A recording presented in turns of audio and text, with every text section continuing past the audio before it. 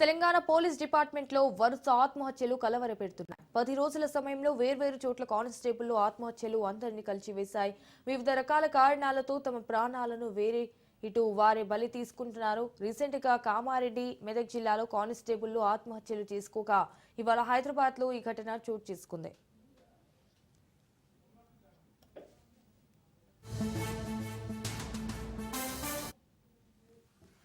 Hyderabad Malakpet PS పరిధిలో విషాదం చోటు చేసుకుంది. ఆస్మాన్ ఘడ్ బస్తీలో జనావత్ కిరణ్ అనే కానిస్టేబుల్ ఆత్మహత్య చేసుకున్నాడు.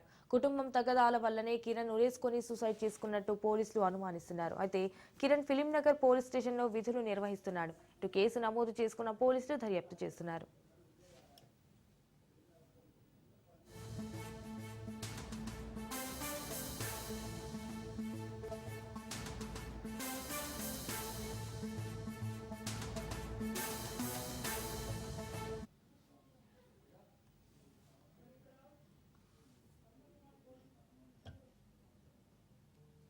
తెలంగాణ పోలీస్ డిపార్ట్మెంట్ లో వరుస ఆత్మహత్యలు కలవరపెడుతున్నాయి. 10 రోజుల సమయంలో వేర్వేరు చోట్ల కానిస్టేబుల్ ఆత్మహత్యలు అందరినీ కలిచివేశాయి. రైట్, ఇక ఇదే అంశానికి సంబంధించి మరిన్ని డీటెయిల్స్ మా ప్రతినిధి రత్నకుమార్ ఫోన్ ద్వారా అందిస్తారు. రత్నకుమార్, ఇటీవల కాలంలో తెలంగాణ రాష్ట్ర వ్యాప్తంగా కూడా పోలీసుల ఆత్మహత్యలు అనేవి కలకలం రేపుతున్నాయి. ఒకదాని తర్వాత ఒకటి యొక్క వరుస ఇన్సిడెంట్స్ అనేవి చోటు చేసుకుంటున్నాయి. అది వ్యక్తిగత కారణాలే కావచ్చు, కుటుంబ సమస్యలు కావచ్చు, లేకపోతే ఉద్యోగ ఒత్తిళ్లకు సంబంధించి కారణాలు ఏవైనా కూడా వరుసగా జరుగుతున్నటువంటి పోలీసుల ఆత్మహత్యలకు పై పోలీస్ డిపార్ట్మెంట్ లో కొంత ఆందోళన నెలకొందని చెప్పాలి.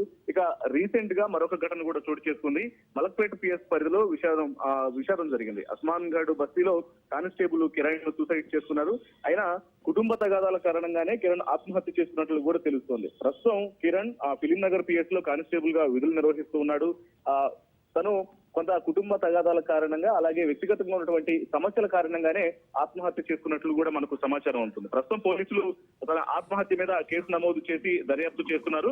ఈ దర్యాప్తులో ఎందుకు చనిపోయాడు, కారణం ఏంటనేది కూడా కీలకంగా తెలిసేటువంటి అవకాశాలు అయితే ఉన్నాయి. ఇక వరుసగా ఈ మధ్య కాలంలో వరుస ఇన్సిడెంట్స్ అనేవి కొంత పోలీస్ డిపార్ట్మెంట్స్ ను ఆందోళనకు గురి చేస్తున్నాయి. మనం రీసెంట్ గా చూసినట్లయితే కామారెడ్డి జిల్లా బిక్కునూరు ఎస్ఐ సాయి కుమార్, అలాగే బీబీపేట మహిళా కానిస్టేబుల్ శృతితో పాటు మరొక కంప్యూటర్ ఆపరేటర్ ఈ నెల గత నెల 26న అడ్లూరు ఎల్లారెడ్డి గ్రామంలోని పెద్ద చెరువులో దూకి ఆత్మహత్యలకు పాల్పడ్డారు. అయితే వారు ఎందుకు ఆత్మహత్యకు చేసుకోవాల్సి వచ్చినటువంటి విషయాలకు సంబంధించి కూడా ప్రస్తుతం ఇంకా అది సస్పెన్స్ గానే ఉంది. దానికి సంబంధించినటువంటి పూర్తి డీటెయిల్స్ ను కూడా తెలుసుకున్నటువంటి పనిలో పోలీసులు కేసును దర్యాప్తు చేస్తున్నారు. ఇదిలా ఉంటే రాజన్న సిరిసిల్ల జిల్లా గంభీరావుపేట మండలం లింగనపేటకు చెందిన బండారి బాలకృష్ణ అనేటువంటి వ్యక్తి 17వ బెటాలియన్ లో హెడ్ కానిస్టేబుల్ గా పనిచేస్తున్నారు.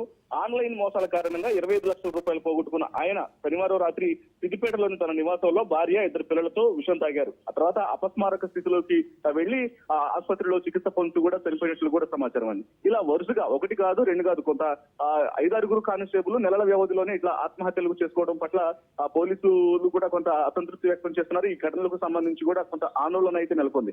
ఇటీవల జరిగినటువంటి తెలంగాణ డీజీపీ ప్రెస్ మీట్ లో కూడా వరుసగా జరుగుతున్నటువంటి ఇన్సిడెంట్స్ కు సంబంధించి రీజన్ ఏంటి అని చెప్పి కూడా మీడియా ప్రతినిధులు ప్రశ్నించినప్పుడు ఆయన కొన్ని విషయాలను కూడా మెన్షన్ చేయడం జరిగింది. డీజీపీ ఇది వ్యక్తిగత సమస్యలు ఉన్నాయి, ఉద్యోగ ఒత్తిళ్లు కన్నా కూడా ఆర్థిక ఇబ్బందులు, వ్యక్తిగత సమస్యలు, కుటుంబ తగాదాల కారణంగానే ఇట్లా ఇన్సిడెంట్స్ అనేవి చోటు చేసుకుంటున్నాయనేటువంటి విషయాలను కూడా డీజీపీ తెలియజేయడం జరిగింది.